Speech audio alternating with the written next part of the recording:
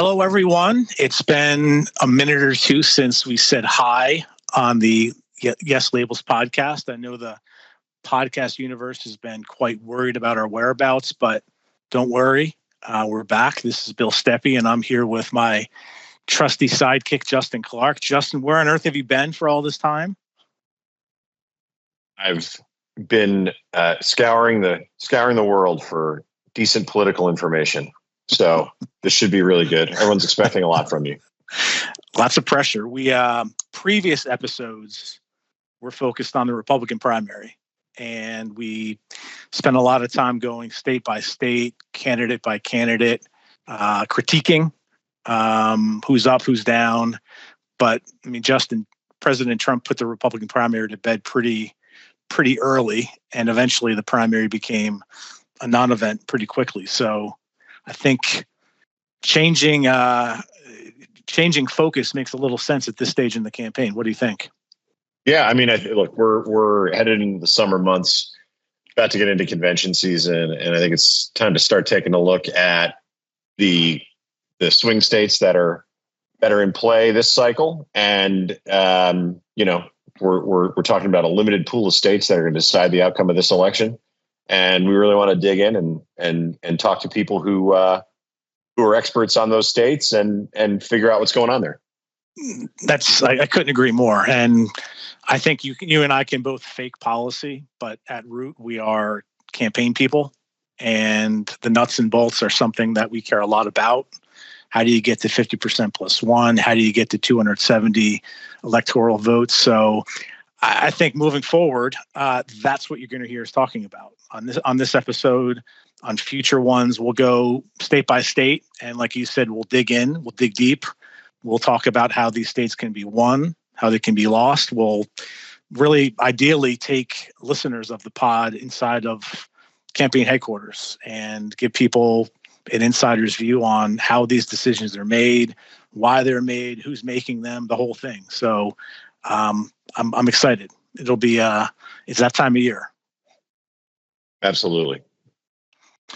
I mean, to start, I would say President Trump asked us to take over his campaign in July of 2020. And one of the first things that we did was we started a series of Saturday morning phone calls. And every Saturday morning, as you recall, I think, sorry to ruin your Saturday mornings back in 2020, but we did a series of quick hit phone calls that took up a pretty good chunk of the morning. And they were 15 minutes each, 20 minutes each, maybe a half hour each, if they went long, Justin. And we would go state by state. And we'd have a handful of key people on the line who knew their state, honestly, better than anyone, better than us. And there were people who knew what it took to win in that state, and they could tell us pretty honestly if we were on track to do so. And one of those people was Congressman Patrick McHenry. And he would be on the phone with us talking North Carolina. He'd give us input on messaging, how to say what we wanted to say. Justin, we asked about scheduling. Where should we send surrogates? Where should we send President Trump? Is it a rally? Is it something else? We'd hear if we were doing a good job or a bad job. We'd hear what Mr. Biden was doing. And again, it was Congressman McHenry. It was 2 or 3 other people, and it was a very productive conversation. And in some states we'd have governors on. In some states we had chiefs of staff on, campaign managers. And, we really grew to rely on people like the congressman to give us facts and tell us what we should be doing. And I found those calls really, really helpful, Justin. Oh, sorry. I dozed off for a minute while you were talking about conference calls on a Saturday morning. Well, they were super helpful calls for sure. You actually dozed off on some of those Saturday morning calls too. I'm sure I did. No, but there's nobody who knows North Carolina politics better than Congressman McHenry, and we are really lucky to have him kind of forecast out what 2024 is going to look like in the great state of North Carolina. And I love the fact that we're starting with North Carolina because I'm sure we're going to ask him about this. it really is one of the swingiest battleground states that exists. Right, some states are close, but generally fall in one party's direction. North Carolina goes back and forth and goes back and forth down ticket. It really is a pretty fascinating state to dig into and analyze. So and it's the only potential Biden pickup state too. There's not another state on the map where Trump won it in 2020 that Biden has a chance of picking off in 2024. It's the only one. So it's unique in that. Well, we're starting with the right state then. Absolutely. We are lucky here on the Yes Labels podcast to be joined today by Congressman Patrick McHenry. The congressman has been serving the great people of North Carolina in the House since you won in 2004, I believe. He's the important. He's the chair of the very important House Financial Services Committee in Congress. But to us, to me, to Justin, he's the guy who helped put President Trump over the top in North Carolina in 2020. So we're super, super thrilled that he's here to talk to us today about his home state, why it matters, what makes it such I'll call it a pain in the neck battleground state year after year after year. And maybe most importantly, how it's shaping up through his eyes in 2024. Congressman, thank you for joining us. Absolutely. Great to be with you. And glad you guys are doing this. This is good exposure for other people to understand your thinking and the math into what made the last presidential election so incredible, what you put together on the ground, state by state, and how you thought through this for the strategy. You're super kind to say that. Why don't we start with a very simple question? What makes North Carolina such a swing state? I mean, in 2020, Trump won. Senator Tillis won a tough re-election campaign. I think it was by less than 2 points. While that was happening, you had a Democrat governor in Roy Cooper getting re-elected by almost 5 points. That back and forth on the ballot, that may be normal in North Carolina, but it doesn't happen in a ton of places around the country. So what makes it the battleground state that it is? Is it as simple as demographics and voter registration? A lot of independent voters. Is the average voter more swingy here than other places? Is it something else? What do you think? What makes North Carolina the swing state that it is? Well, factor one is growth. North Carolina has been one of the fastest growing states in the country for well over the last 20 years. That is a huge factor. You have folks coming in from around the country to the Research Triangle, to Wilmington, to the Charlotte region. And you got to go make your case to these new voters. And many are coming from blue states, but they're leaving blue states for the benefits of what they see as a purple or red state in terms of economic policy and fiscal policy. They want a well-run state. And so growth is the key factor. The second factor is that we have seven media markets to cover a state like North Carolina. It's very inefficient to communicate. And so it is a very different atmosphere to communicate in the state of North Carolina and break through. So you have this massive new set of voters every election, and you have it's a very inefficient way to spend your campaign dollars to communicate with them. I think those are the two major factors that keep North Carolina in this swingy yet marginally rightward leaning state. Well, and it's interesting you say that, because looking as you do at kind of the history of North Carolina, it's got Democratic roots, like old Southern Democrat roots. But 2008, Barack Obama wins a state that not too long before that, guys like Jesse Helms and Locke Faircloth won pretty handily. How do you explain Barack Obama winning the state in '08 for the first time for a Democratic nominee since Jimmy Carter in '76. Well, you have to remember, 2008 had a very deeply contested Democratic primary. And so the 2008 Obama campaign had a massive voter registration effort for the primaries in North Carolina, and they continued it through the general election.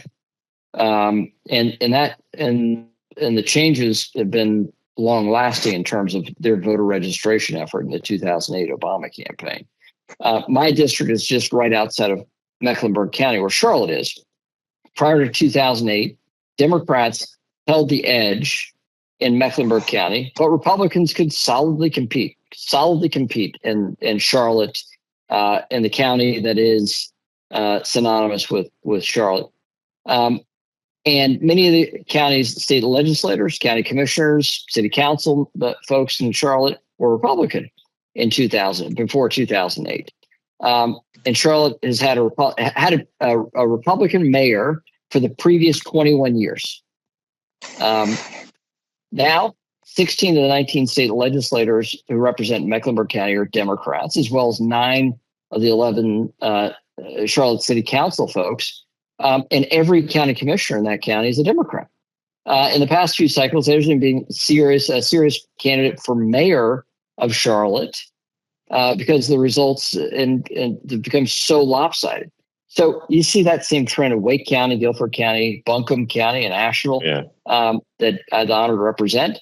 And it's all largely goes back to Obama's registration machine in 2008. And then, the benefits of the shifting party that's the Democratic Party and the Republican Party for that point. And so it was a well executed campaign that Obama had in 2008, and quite technologically proficient as well.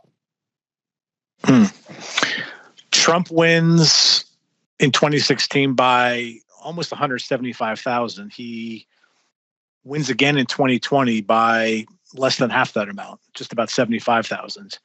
From your vantage point, what was the difference between the two elections?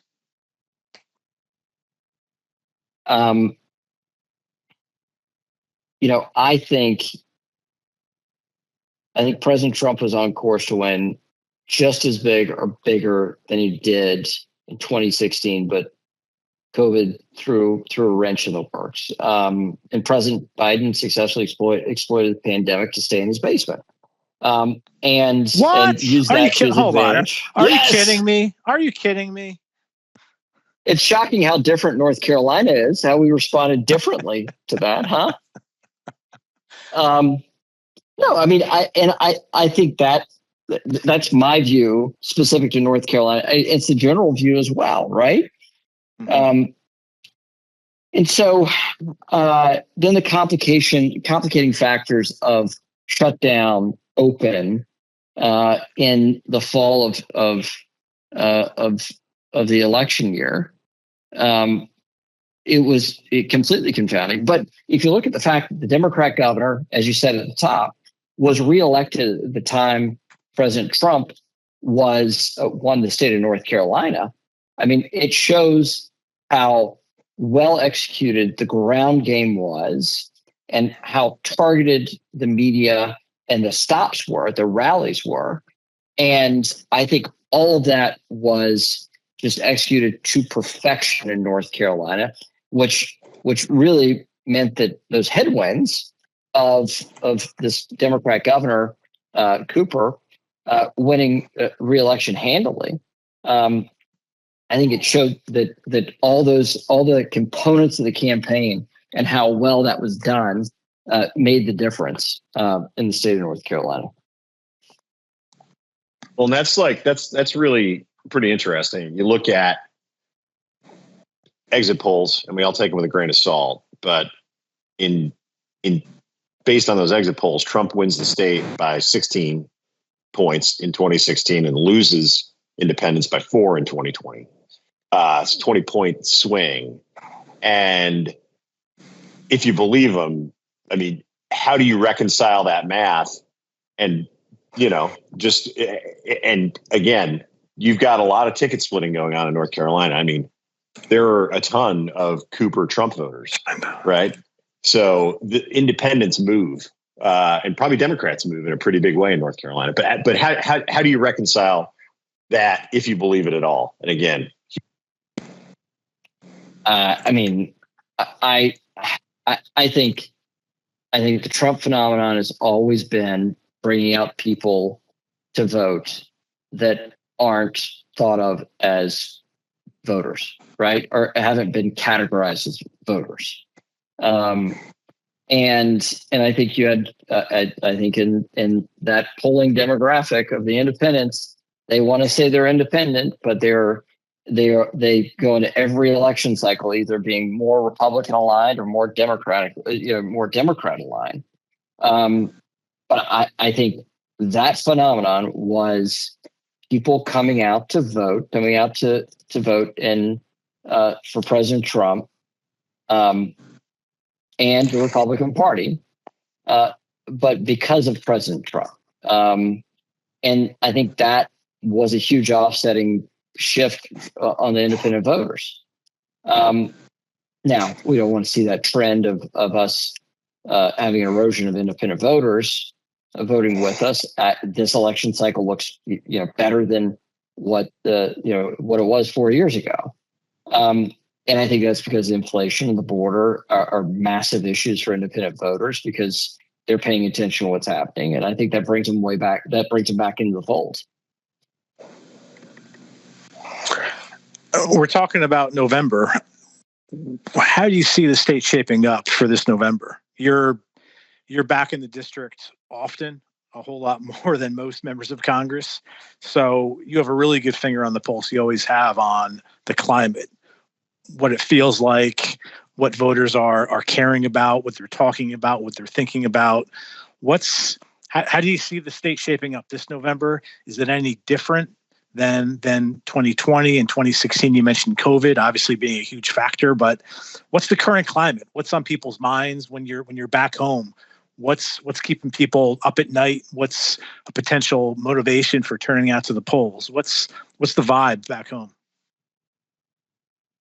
I think it feels better for Republicans this election year than it did 4 years ago or even 8 years ago. And I mean, North Carolina is not a purple state in the way that like Wisconsin or Pennsylvania is. Our state, North Carolina, is competitive, yes, but jump ball goes to the Republican for president, even in tough times, even in tougher times. The Obama 2008 example is the outlier, obviously for the factors we mentioned, but Republicans have supermajorities in both houses of our state legislature. We've got a 5-2 majority now, thanks to President Trump, on our state Supreme Court, and we hold most of the seats on the Council of State that are elected statewide.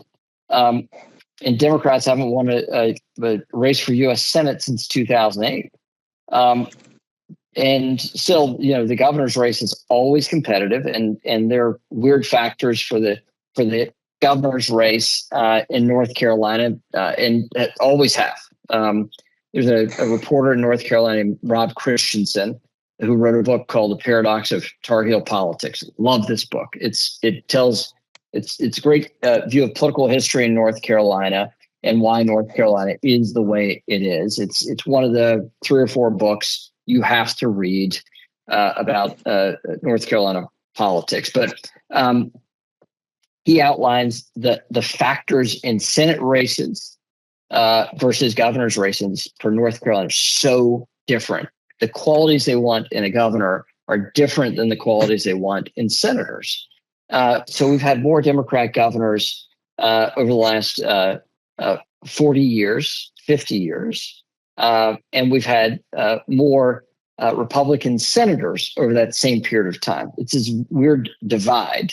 And so I think that helps us at the national level and makes it a little more of a challenge for some of these statewide races. So I think North Carolina is shaping up like so many of the economic and national security factors benefiting Republicans. North Carolina is the same, if not more so, than the rest of the map around the country. So that's super interesting, especially the governor point. I mean, people elect governors based on qualitative things like, do I like this person, and then federal officials, it's always the quantitative stuff, checking lists on voting and stuff like that. It's pretty crazy that you can have such divergent methods and feelings about voting among the same person, same individual. But so if you're taking all that into consideration, we'll ask you kind of the free advice for anyone running statewide in North Carolina right now. Unsolicited free advice. Well, solicited from me. What advice are you giving anybody who's running a statewide race heading into the fall right now in North Carolina, presidential race? It is speaking to their lived experience.